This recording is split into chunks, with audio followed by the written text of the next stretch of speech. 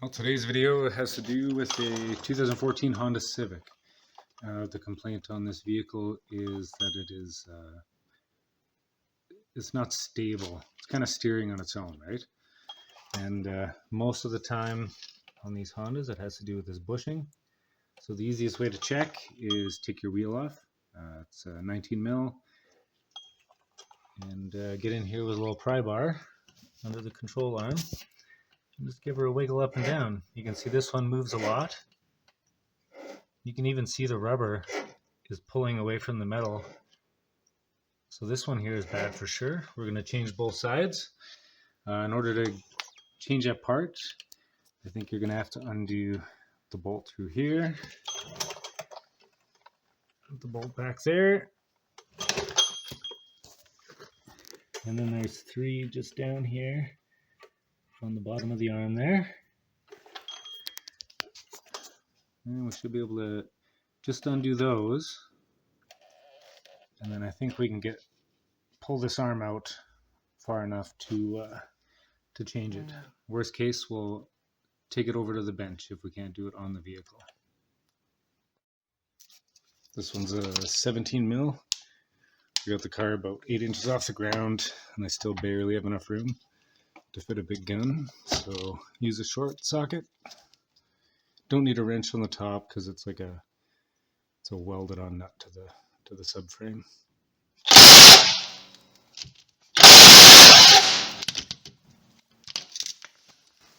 Need a breaker bar.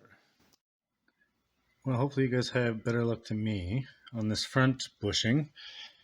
No matter how much I turn this thing, the rubber inside is just spinning. So probably the bolt that runs through here goes through a little metal collar inside of this rubber, and it's probably seized in there.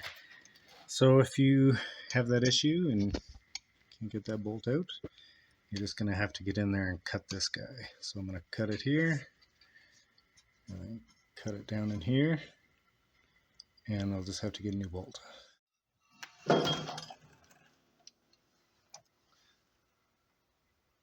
So we'll just get in here with a little cordless grinder and just cut about here.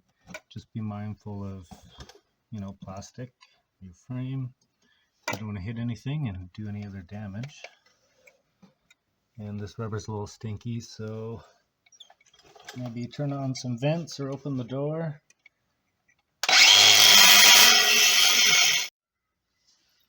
So we got that top part cut. Now we just got to make a little more room on the bottom.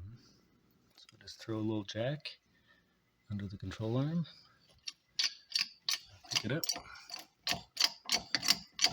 This will give me room to run the grinder. Yeah,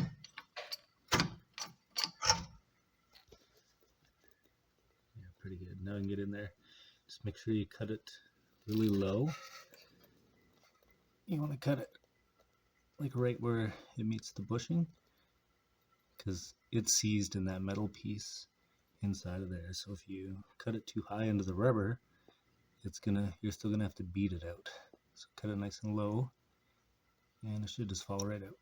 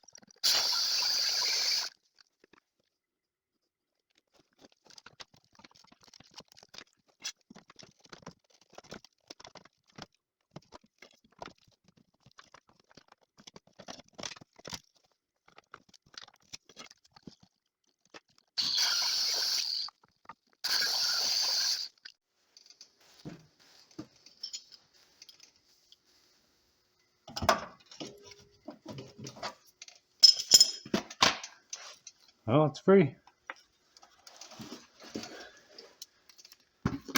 Much less fun when the bolt doesn't come out. So the arm is out now. I got a little bit of bolt left in this nut up here. That nut is welded to the subframe. Fortunately, in this case, I'm able to turn it with just some pliers, so I'm going to be able to get it out. But if it is seized on you as well, what you can do is just cut this nut off and then just pick up the nut and just put her in its place.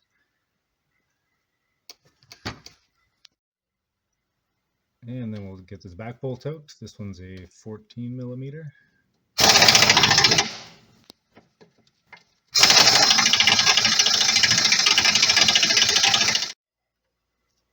And then we'll get these three underneath. These ones are 17 mil as well.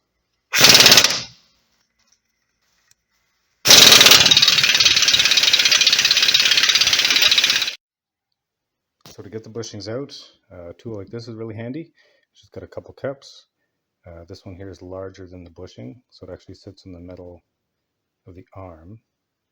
And then this one here is the same size as the bushing, so it pushes the bushing into that back cup. It just makes life easy. If you don't have that, you can just use a punch and walk your way around with a punch and hammer. It's tedious, but it'll do the job if you don't have this tool. And as you can see, I buffed it up, just threw a bit of paint on it before I pressed the new bearing in. It just makes it last a little longer. Well, as far as putting the arm back in, it's pretty straightforward. I started with this one, just slid it into place. Slide that back one into place. And then you got three down here. Probably worth taking the time just to throw a little bit of moly on your bolts before you throw them back in. I use a pin bar to line these up. And always start a few threads by hand, just so you know that you're not cross-threaded. And hit it with a gun. So when you go to torque these up, snug this one up, snug up the three under here, and then this back one here, just because this is a rubber bushing, whereas the replacement here at the front is like a bearing. There's what's called preload in these rubbers. So what you have to do is put your wheel on, lower the vehicle, and get the weight resting on the tire. Then you can go ahead and snug up that bolt there. If you don't do that, there's going to be extra tension on that rubber bushing in there.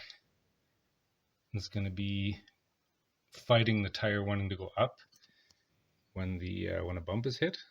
And what it's going to do is cause premature failure of that rubber. So make sure that you set the vehicle down, put the weight of the vehicle on the tire, and then snug it up.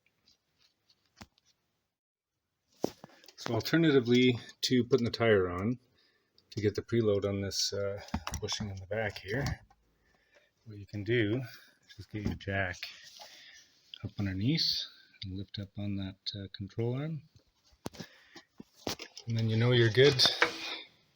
If your jack stands free, that means you've got all the weight on the tire essentially. And you can go ahead and torque that back control arm bolt to 67 foot-pounds. I'm going to throw this axle nut back on first. Just make sure you always clean up the threads. Give her a good brushing. Use one of these if you got one. And don't be afraid to use a little bit of moly or copper coat. Just makes life easier the next time you got to get in here. Put the lower control arms back on. The only thing left to do is put the tire on. Snug this to 181 foot-pounds. These are to 90. Go across pattern. That's it. Job's done.